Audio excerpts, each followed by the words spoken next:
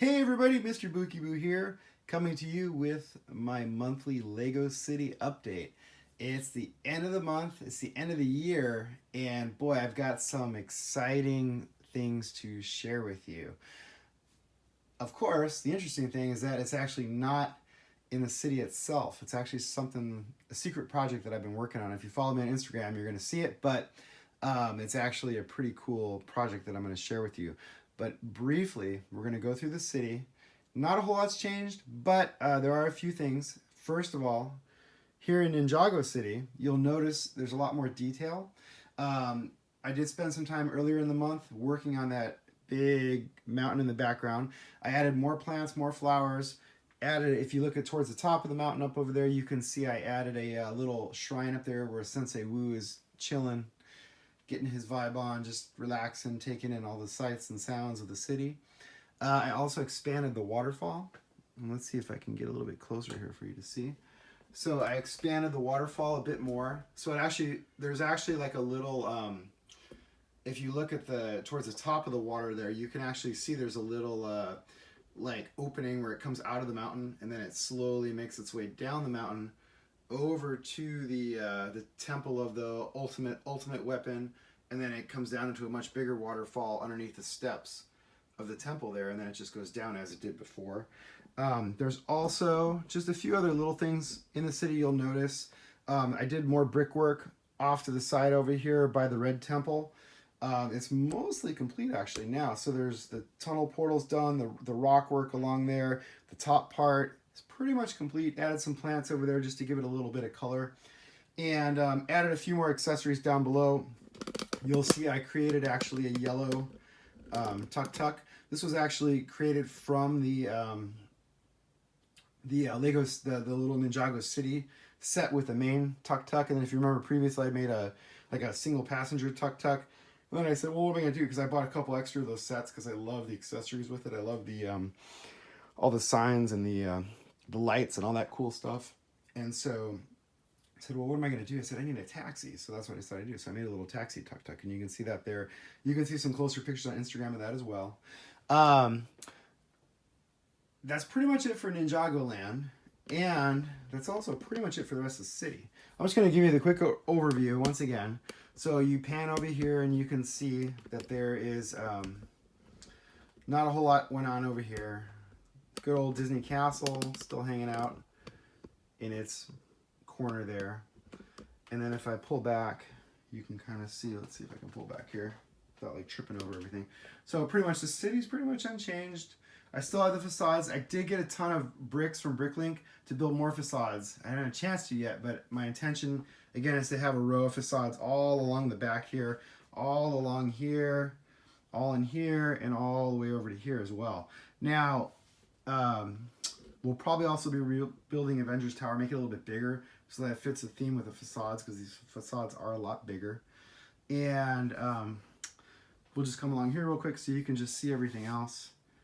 Again, not much has changed. I did add, based on the recommendations last time that you guys had, I did add the skate park in here, and you can see that right here. So this is actually the new Lego Creator set. It's like I forget what it's called. It's like called Skate House or something like that. That's it. That's like the alternate build. I just took it straight from the way it's straight from the instructions and just plopped it down there temporarily with a little bit of fencing around it. I haven't put the tiles and stuff down because, again, got something big to show you. So without further ado, we're gonna zip around, and I'm actually gonna take my phone off the tripod, and we're gonna go over here, and you're gonna see this is Bricksburg 2.0. So I'm gonna pan along here so you can kind of take in the whole thing, and you can kind of see what we got going on here so far. Maybe I can like zoom out a little bit so you can kind of see further. So basically, I took your guys' advice from the last video. I said, hey, do you guys tear apart your cities often? How do you do it? What do you do? How often do you do it? Have you done it? All that good stuff. I got some really good feedback from you guys. And I've also been doing a lot of research online, watching YouTube videos, looking at other people's cities, and got some great inspiration from actually a lot of different sources, actually. And so the idea here, if you can see, is basically my new version of Bricksburg is going to be 2 stories high. So we're actually going to take this is going to be the new ground floor with the train track. And if you look, you'll see the retaining wall behind that. And then if you look up on top of the retaining wall, you'll actually see there's already, I'm starting to put in some fencing. And if you look beyond that fencing over here, you'll notice this right here is going to be the foundation for the new street level of Bricksburg 2.0. And then you can see I started laying out some stairwork here. This is going to be a train platform. I still have a lot of detail to add, but you can kind of get an idea. So basically what's going to happen, if you look at my tables, which I can pan back over here real quick and you can see. So if you look at my tables are almost exactly 3 base plates deep. So this is a 16 by 32, 32 by 32, 32 by 32, and then there's another 16 by 32 beyond that as well. 3 base plates deep, and then if I go back over here, you'll see what the idea is going to be. So this is the 32 by 32 in the front. This is going to be the ground floor right here, all this. And then beyond that, there's going to be road, and then beyond that is going to be the actual modulars sitting up at this higher elevation. Now, a couple thoughts on that. I haven't decided yet how I'm going to make the platform for the modulars. So I've been researching that online as well. Do you guys have any ideas and recommendations? Now, the purist in me wants to go all brick built. I want to do all bricks and stuff, but I kind of did some rough calculations and I estimated that I need over 7,000 bricks just to get the height to build columns to support not even all of the modulars, just like the majority of them. And then also I would need, that's not counting all the Technic beams and other assorted parts that I would need to build like a grid to have all the modulars sit on top as well. So I'm not so sure about that. My other idea was just to build like a wooden framework, which would be a heck of a lot cheaper and a lot easier since I have all the tools and stuff to do that. I may cheat and I may do that, and then make it a little more sturdy as well for the modulars to sit on top of. But give me your feedback on that. I want to hear what you guys have to think, what you guys have to say about that, and how you feel if that, is brick built better? It's a lot more expensive. Wood, have you guys done anything like this? What are your experiences with it? What have you, what kind of gotchas do I have to watch out for? I've already got a few of them that I'll share with you.